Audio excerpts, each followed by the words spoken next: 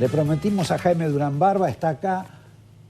Obviamente vamos a hablar con él sobre las preferencias de la gente, los acontecimientos políticos, las elecciones en los Estados Unidos, el mundo manejado por tres viejos, alguno en situación intelectual cada peor que el otro. Estamos hablando de Biden, estamos hablando del compañero Trump, estamos hablando del Papa, podemos incluir algún otro.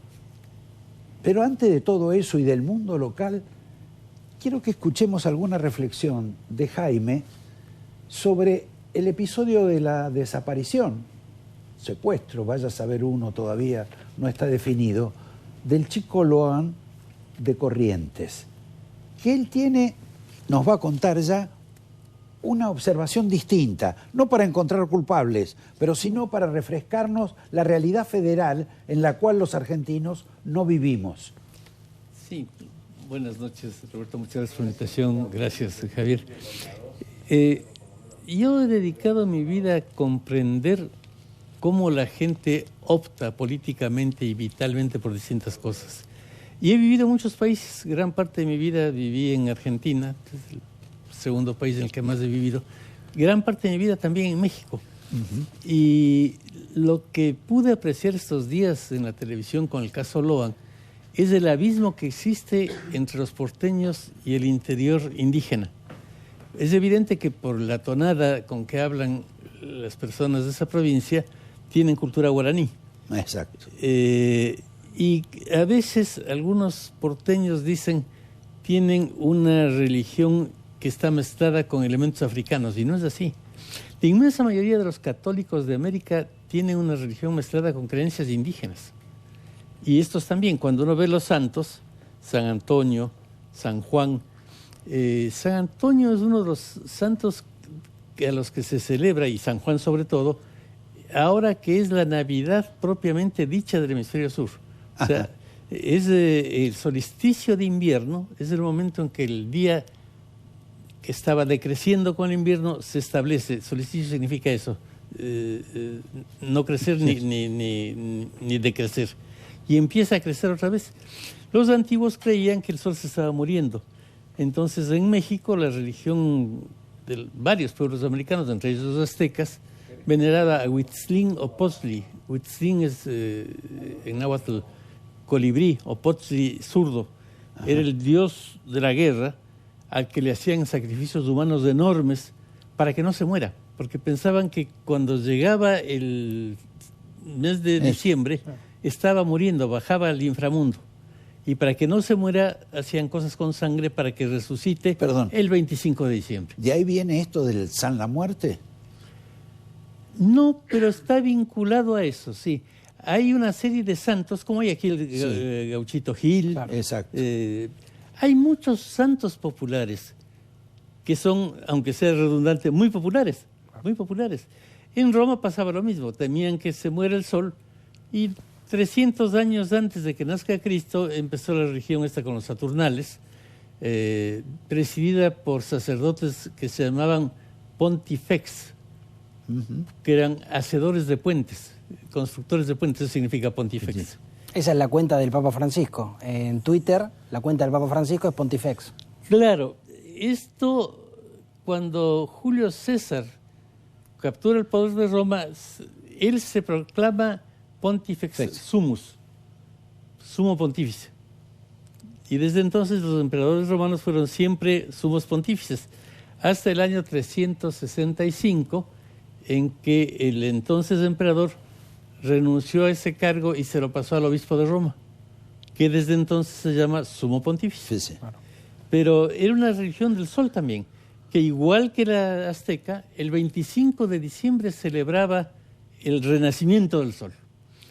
Eso pasa en Sudamérica. Ahora, ¿vos haces algún tipo de relación entre esos cultos y el episodio presuntamente luctuoso del chico? Yo creo que lo central es que vivimos en culturas distintas y no nos damos cuenta de eso. Esa gente que está ahí, yo he estado mucho en Paraguay, muchísimo en México, en Perú, en Bolivia, nací en Ecuador. Conozco mucho la religión mezclada con religiones indígenas y me encanta. es una cosa interesantísima. La Virgen de Guadalupe es una diosa indígena, es Tonantzin del Tepeyac, que fue adoptada por los españoles después. Pero tienen ellos una visión de la vida, de la muerte, de la sociedad, de la relación interfamiliar, que no es la que tienen los porteños. Y entonces hay muchas cosas que yo siento que no están entendiendo. Esta gente vive otro mundo en el que varios de estos no tienen ni celular, de los que están claro, en el sitio de lo... Y no es una crítica, no es malo ni bueno, son distintos. Yo he vivido también en Asia, he vivido también en África. Son pueblos distintos y uno dice, no soy ni superior ni inferior, pero hay concepciones distintas. Y yo creo que en esta provincia hay una concepción del mundo y de la vida que uno tiene que aprender más, y para los habitantes de esta maravillosa ciudad, que es un mundo en sí mismo, es más difícil entender que para quienes hemos viajado por pueblos en que hay mucho componente andino. Bueno, podemos pasar un poquito más a este mundo nuevo en el cual de pronto dirimieron el otro día en forma patética el señor Biden y el señor Trump. ¿En qué termina esto? Donde también una persona como el Papa, ya grande, con algunos desvaríos también en algún sentido, respaldando políticamente a candidatos. ¿Cómo termina todo este mundo? Yo he vivido también buena parte de mi vida y trabajo en una universidad norteamericana en Washington. He seguido todos los procesos electorales norteamericanos con gran interés. Y gracias a la universidad he podido contar con encuestas y estudios para hacer mis análisis. Nunca vi un debate entre dos personas tan poco calificadas para la presidencia del país más grande del mundo, más importante del mundo. A mí me da mucha pena, yo en Estados Unidos simpatizo mucho con los demócratas, pero Biden está out. Está almidonado, digamos. Sí, yo creo que la vejez es un tema que tiene que ver con la edad, no es solo eso. Mi filósofo favorito es Bertrand Russell, que a los 93 años escribió unos ensayos maravillosos. No es un problema de edad, es un problema de cómo está tu mente. Russell era un genio maravilloso. Biden está ido. Pensar que esa persona puede tener en su mano el botón que puede desatar la guerra nuclear, aterra. ¿Te aterra más Biden que Trump o viceversa? A ver, Biden por su nulidad. La portada del Time que salió ahora es impresionante, el Panic. Trump, porque es en cambio el típico exponente de esta nueva política que carece de lógica, carece de ideologías, carece de ideas, es un hombre del espectáculo. Pasó de un reality show a hacer un espectáculo más espectacular, no ser redundante, pero... Y más vulgar. Así son los nuevos líderes en general. Pasamos entonces ya a la Argentina. Claro. Javier, te doy la posibilidad de preguntar. Y en eso, ¿crees que fue un error de Javier Milei asociarse a la figura de Trump en un periodo eleccionario que en Estados Unidos, siendo que Argentina tiene cierta necesidad de complicidad, por lo menos, del gobierno de Estados Unidos? Es una idea aventurada, porque en Estados Unidos no existe una elección nacional. No existe. Ni siquiera hay una autoridad federal para las elecciones. Claro. Cada estado hace lo que le da la gana. En unos hay un tipo de elección, en otros otro tipo de elección. Y quien gana los votos en todos los estados menos uno, se lleva todos los representantes de ese estado para arriba. Entonces, en este momento decir que ya ganó Trump es peligrosísimo. Basta con que en los estados de los Grandes Lagos del norte, que fueron las grandes bases demócratas que desertaron en los últimos años de lo que decían las unions, los sindicatos, por la reacción que tienen contra Silicon Valley, basta que cambie un 5% en cada uno de esos estados y gana Biden. Es muy peligroso. Meterse en una elección extranjera es equivocado. Yo creo que uno debe esperar el resultado. Y en general meterse en la política ajena es muy equivocado. Tampoco te gusta eso de lo que él dice sobre el español, del socialista ni Lula, etcétera. Ahora, ¿no será un problema también de edad? Porque, digamos, están como encarando la política exterior con otros modales. Sí, yo a esa edad viajaba y ponía bombas y hacía unas manifestaciones furibundas contra la guerra de Vietnam. Y era un dirigente estudiantil furibundo. Entonces yo me fui a Estados Unidos, me fui a Oslo. No te quejes de Milei entonces. Pero no era presidente. Ah. Una cosa es ser dirigente estudiantil furibundo y otra cosa es ser presidente. Yo después fui jefe de gabinete del Ecuador y medía cada palabra que decía, porque estaba delegado para hacer la paz con el Perú. Entonces, cada palabra con cada país estaba pesada. Cuando era dirigente estudiantil, no hay ningún problema. Cuando eres dirigente estudiantil, incendias lo que pasa, gritas lo que quieras, pero son etapas de la vida. Milei está fundiendo dos etapas, la del agitador y la del presidente. Y finalmente, ¿qué le importa a la Argentina que los chinos sean comunistas? Es un gran comprador de soja, sí. Es la potencia mundial a la que necesitamos económicamente. Entonces hay que llevarse bien con ellos aunque sean comunistas. No es nuestro problema. Además de que hay que entender qué es el comunismo chino, que es algo muy complejo, porque son comunistas, pero tampoco son comunistas. Exacto. Es un país capitalista. ¿Qué le importa que el presidente Lula sea socialista cuando en realidad, además, preside una alianza de partidos en que está desde la extrema derecha hasta la izquierda? Y Lula es un personaje espectacular. Yo trabajé en las elecciones cuando él terminaba su periodo, en 2010, asesorando a Marina Silva, sí. Y pude tratar a Lula, conocerlo. Es un tipo extraordinario, que no piensa lo que Milei, sí, pero ese país es nuestro principal socio comercial. No, y además es un gigante. Además es un gigante. Lo mismo pasa con México. En Argentina tienen una visión muy equivocada de México y en México una visión muy equivocada de Argentina. Yo he hablado con presidentes, tipos de ese nivel en ambos países, y a veces me dicen, México es un país centroamericano, ¿no? No tiene nada que ver con Centroamérica. México es un país norteamericano. Hay 3 países de Norteamérica, Canadá, Estados Unidos y México. Y México tiene 3 veces más que la población, sí. De toda la Argentina. Tiene una economía inmensa, tiene una institucionalidad enorme, porque los 3 países norteamericanos tienen viejas democracias. Gracias. Canadá de toda la vida, es parte del Reino Unido, Estados Unidos 200 años y México más de 100 años. Son países institucionales en que hay división de poderes. Son países de otro estilo, que no tienen nada que ver con estos payasos que están en el ALBA, presididos por Maduro y por Ortega, y son 14 islotes de filibusteros del Caribe, que no son países. Uno de esos países tiene en todas sus fuerzas armadas menos hombres que la policía del condado de Dade en Florida.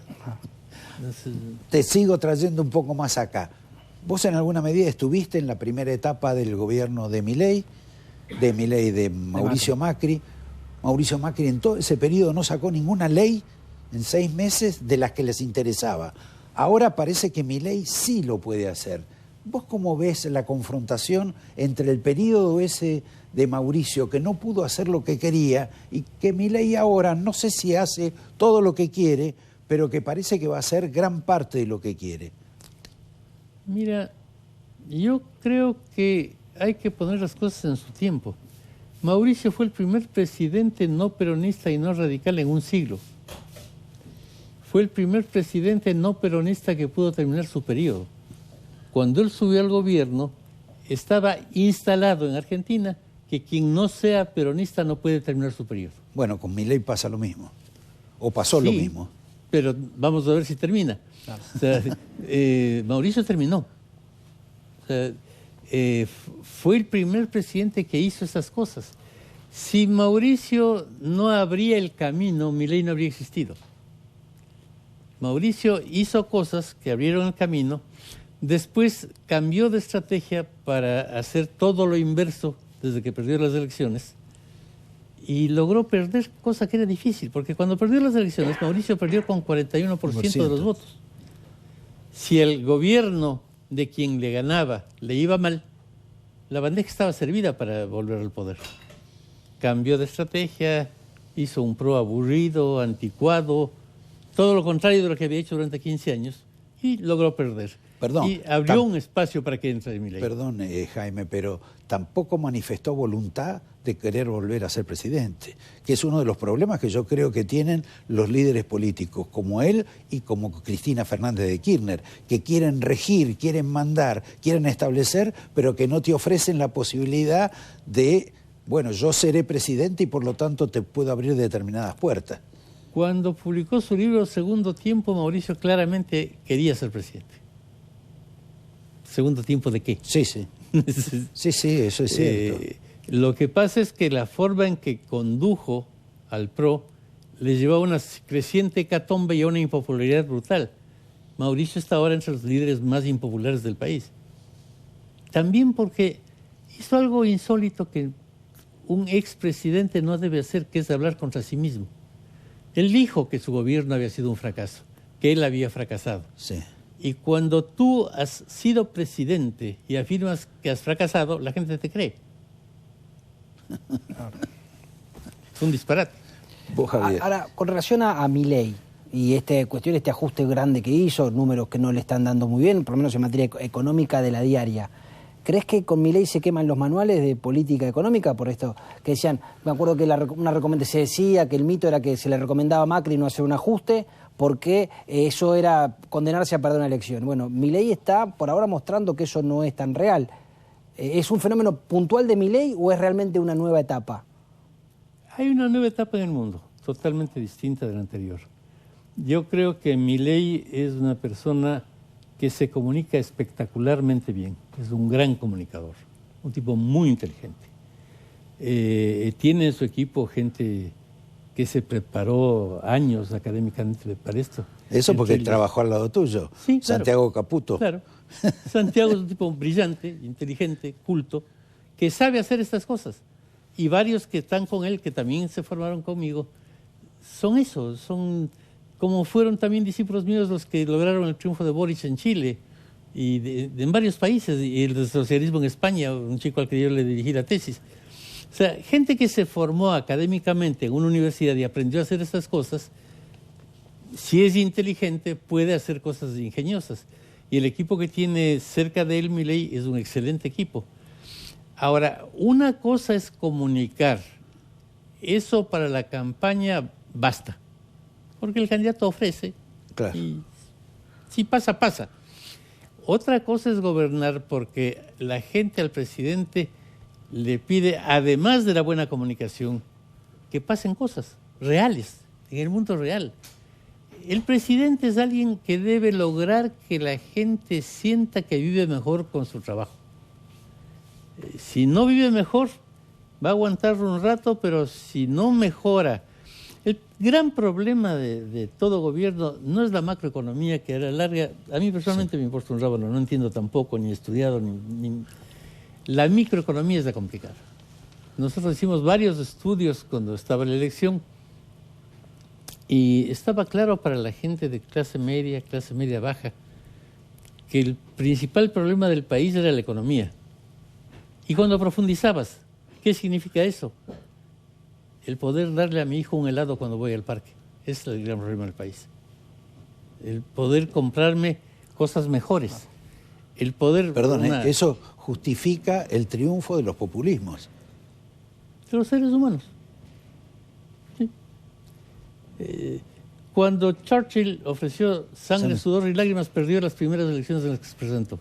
Bueno, después de ganar la Guerra Mundial. Exacto. Y ganó la Guerra Mundial. No fue poco lo que hizo. Bueno, para Gran Bretaña no sé si fue tan bueno, pero no importa. Pero fue una hazaña ganar una guerra mundial. Sí, claro, absolutamente. A su casa, gracias por la guerra, déjenos vivir en paz. No queremos sangre, sudor y lágrimas. ¿Vos decías, Javier? No, y con relación a lo que fue el gobierno de Mauricio Macri, que vos decías que no pudo, y tal vez hay otros que piensan que Mauricio no quiso hacer. ¿Es un reproche que a la distancia crees que si Mauricio se hubiese animado a hacer un poco más, había, teniendo la experiencia ahora de Milei, que había plafón popular para sostener reformas? Se habría caído. Se habría caído. Claro. La gente le aguanta a Milei porque es un comunicador espectacular, porque el mundo se fue complicando cada vez más. Y yo creo que estamos en un mundo que va al caos inevitablemente. El mundo va al caos. Y en este mundo es más fácil hacer esas cosas. El periodo de Mauricio fue de una Argentina que todavía tenía otras instituciones y otras formas más serias de hacer política. Yo personalmente he estudiado mucho cómo se hace la actual política, cómo funcionan las redes, etcétera. Pero no es del mundo que a mí me habría gustado. A mí me habría gustado que gane en las elecciones el candidato que mejor sepa hablar de poesía. Eso es lo que me habría gustado. Bueno. Pero entiendo que a nadie le importa un carajo la poesía. Sos un romántico, digamos. Sí, pero es lo que me gusta. Ah, yo está bien. leo el teatro de Yeats, pero de eso... Ahora, a vos no te contratan por enseñar Para poetas, poesía, claro. No. porque te guste Apollinaire, Rubén Darío, lo que quiera. A vos te contratan sobre algo concreto, cómo ganar las elecciones y cómo no perderlas. Y normalmente las gano y por eso me contratan mucho. Y decime, Es muy raro que yo pierda una elección que estoy asesorando. cuando vos hablaste de que la elección de Estados Unidos es tan diferente a como la gente cree, también la elección de medio término en la Argentina es muy diferente a lo que es una elección nacional, por el tema de justamente de los estados provinciales que defienden otras cuestiones que no son exactamente nacionales. En ese plano, ¿vos cómo ves la orientación de este partido de Milei, esto que no sé si crece o no crece, y si alcanza para Milei y para conseguir la adhesión de la gente, bajar la inflación? Si eso es suficiente. Eso no es suficiente de ninguna manera. A la larga, al ciudadano de a pie, ¿qué le importa más? ¿Comer mejor o que baje la inflación? La inflación no existe. ¿Qué me importa la inflación? Si es que subiendo la inflación yo como mejor, voy más al cine, les doy más cosas a mis hijos y tengo una vida mejor. Pero perdóname, esa misma gente también piensa que tiene necesidad de ahorrar para darle una mejor vida a sus hijos, y en las condiciones por las cuales le facilitan o le regalan algunas cuestiones para poderle comprar un helado al chico, esa persona sabe que no tiene destino para el futuro de sus hijos. Creo que esa es la razón por la cual mucha gente votó a Milei. No. La gente votó a Milei como está votando en todo el mundo porque votó en contra de. Siempre se vota en contra de. Antes los consultores políticos tratábamos de que voten por el candidato. Ah, bueno, pero en general... Y así fue hasta hace 10 años. Así fue yo me formé en Estados Unidos con Napolitan. Decíamos, ante todo hay que lograr que el candidato tenga el doble de positivas que negativas. El maestro Napolitan decía, si alguien tiene más de 35 negativas, debe retirarse. En la elección del señor Trump con Hillary Clinton, ambos tenían más del 50% de negativas. Ambos debían retirarse. Porque la gente votaba por Hillary para detener a Trump.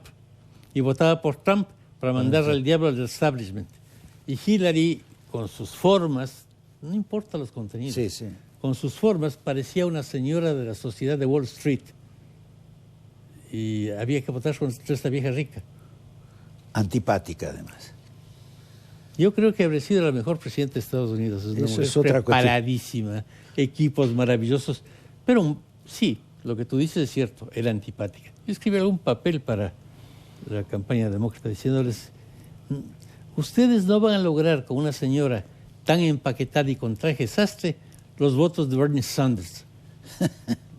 Los votos de Bernie Sanders son gentes que están queriendo ver el Festival de Woodstock en un palco comiendo pochoclo. Woodstock, pero cómodos. Sí, claro. Y esta señora parece una señora de los grandes cócteles de Wall Street. Es una brutalidad.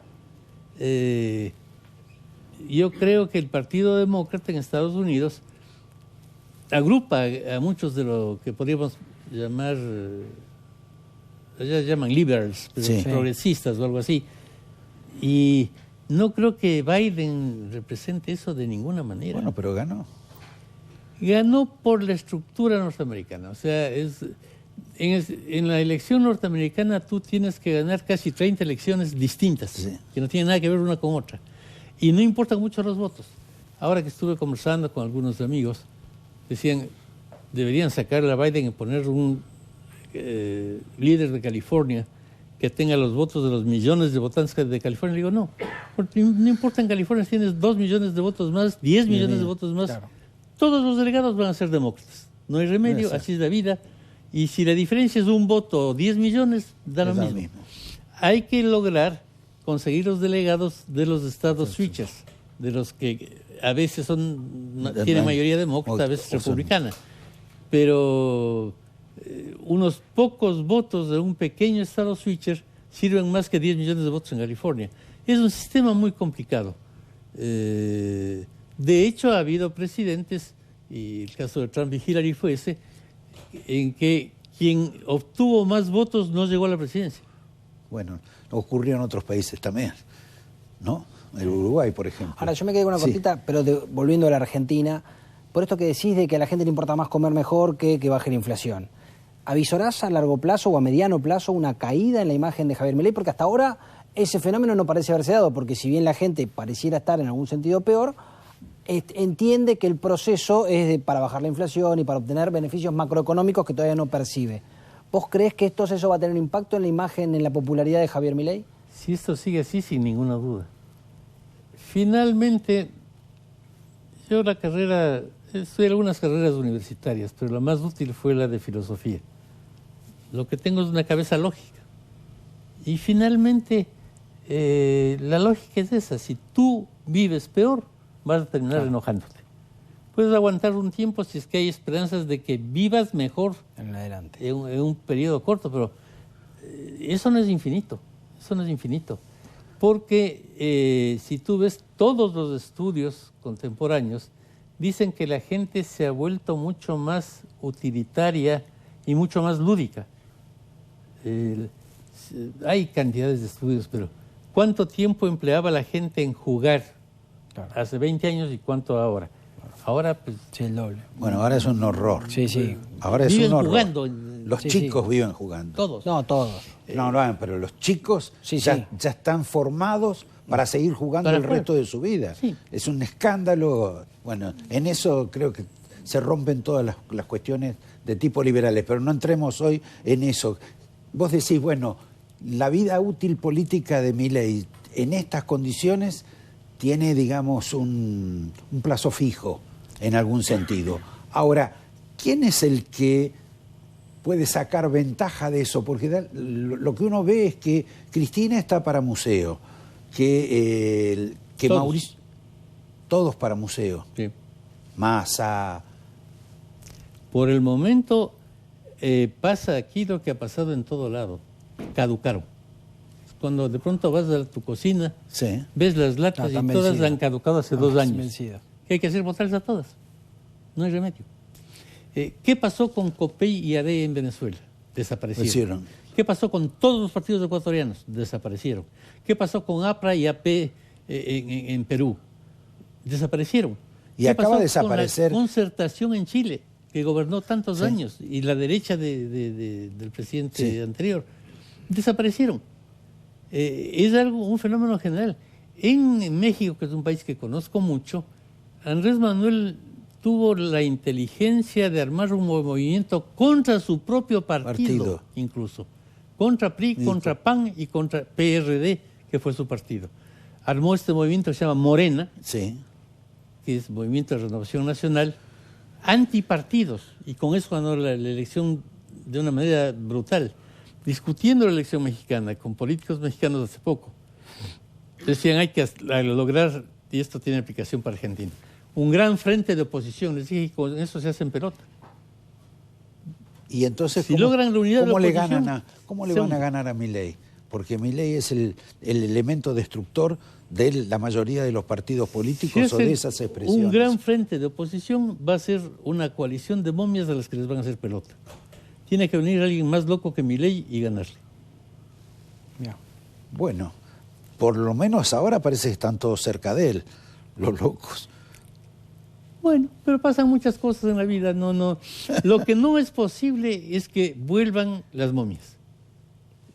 Porque, y te digo, eso tiene que ver con una experiencia. Mira, México, Venezuela, Ecuador, Perú, Colombia, cuando suceden estos fenómenos, se produce un terremoto y caduca la antigua clase política más por sus formas que por sus contenidos. No importa lo que piensen. Jaime, esas momias pareciera que no se quieren ir todavía. ¿Esas las retira la gente en una elección? Sí. Las retira la gente. O sea, van a... solitas. Son solas. Aunque tengan buenas ideas. Porque no es un problema de ideas, es un problema de formas. Claro. Milei no ganó porque tenía un plan de gobierno magnífico y bien estructurado. No. Ni plan. No, pero era capaz de cantar cuando lanza un libro, cosa que ni vos ni yo habríamos hecho al lanzar nuestros libros. A mí porque no me dan la oportunidad. Claro. Sí, yo estaba pensando, de pronto hago lo... Vos sabes que el presidente Clinton, cuando fue candidato por primera vez, lucía muy joven, tenía lo que los gringos llaman baby face. Era joven. Y entonces se pintó el pelo de blanco, con una tintura que además hacía parecer que tenía una especie de halo de santidad. Ajá. Esto fue lo que hicieron los doctores de él, yo tuve relación con ellos. Y entonces veías, los norteamericanos son muy religiosos, veían un tipo que tenía un santo, la imagen de un santo. Era un santo. Supo pintarse bien el pelo. También lo hicieron tocar el saxofón. Hablando bueno, pero de eso le gustaba y era más histriónica. natural. Claro. La pintura sí era bien Sí. estudiado. O sea, ¿cómo hacemos para que este parezca santo? Le pintaron. Perdóname. Yo estaba pensando para lanzar mi próximo libro, me pinto de azul el pelo y Claro. lo bien que me va a ir. Algunos libros más se van a vender. Sí, sí.